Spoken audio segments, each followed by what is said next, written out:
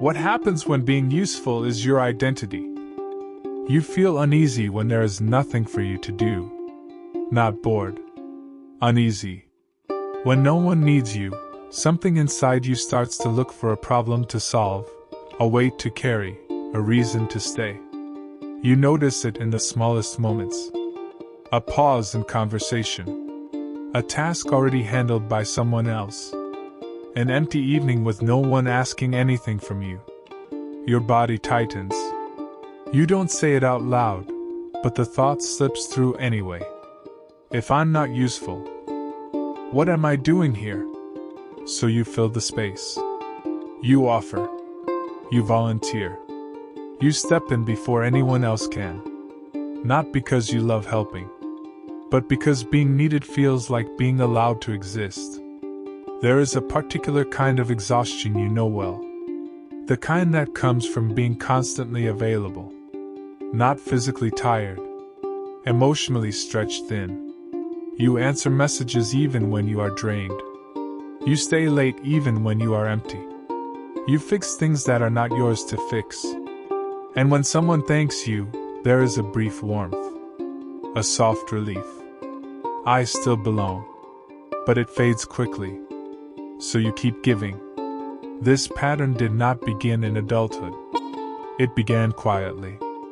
In rooms where attention was earned. Where approval arrived when you were good. Where love felt conditional, even if no one ever said it. You learned something early. If I help, I'm kept. If I make myself useful, I don't get left behind. So you became very good at it. You noticed what people needed before they asked. You anticipated problems. You filled gaps. It felt like care. It was also a survival strategy. Because being needed is safer than being seen. Being needed means you have a role. A place. A function. Being seen means you might be rejected. So you chose usefulness. Over and over. Now it lives inside you like a quiet rule. Don't take up space unless you're contributing. Don't rest unless you've earned it. Don't exist unless you are adding value. You tell yourself you are just responsible, reliable, strong.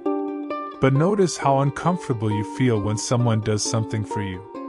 Notice how quickly you offer to pay it back, to balance the scales, to not owe. Notice how hard it is to just receive. Because somewhere inside you, there is a fear that without effort you disappear.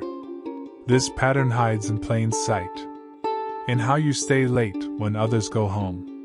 In how you say yes when you are already empty. In how you feel strangely hollow on days when nothing is required of you. You might even feel anxious when things are calm. Like something is about to go wrong. Like you are about to be forgotten. There is a question waiting underneath all of this. It has been there a long time. What happens inside you? When being needed is the only way you feel allowed to exist? Your nervous system learned a simple equation. Help equals safety. Usefulness equals connection. So you overfunction. You take on more. You carry what isn't yours. You make yourself indispensable. Not because you want control, but because being unnecessary feels like being at risk.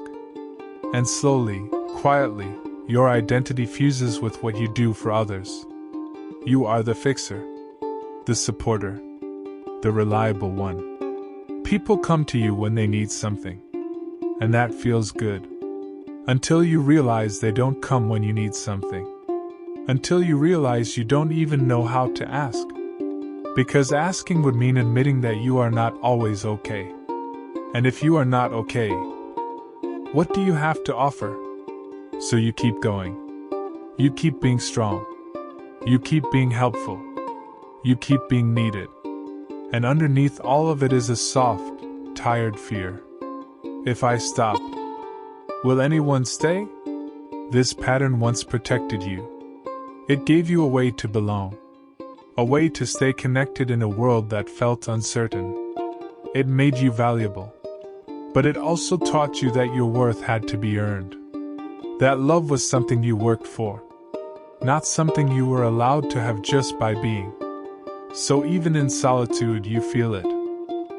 The urge to be productive, to be useful, to justify your existence.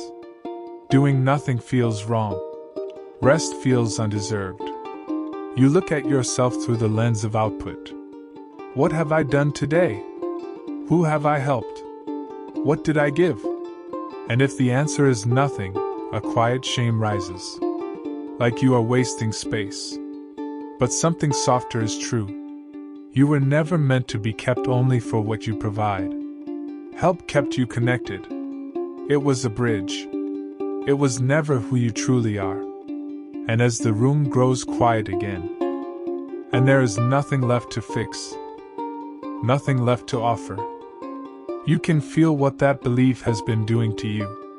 Not loudly, just steadily.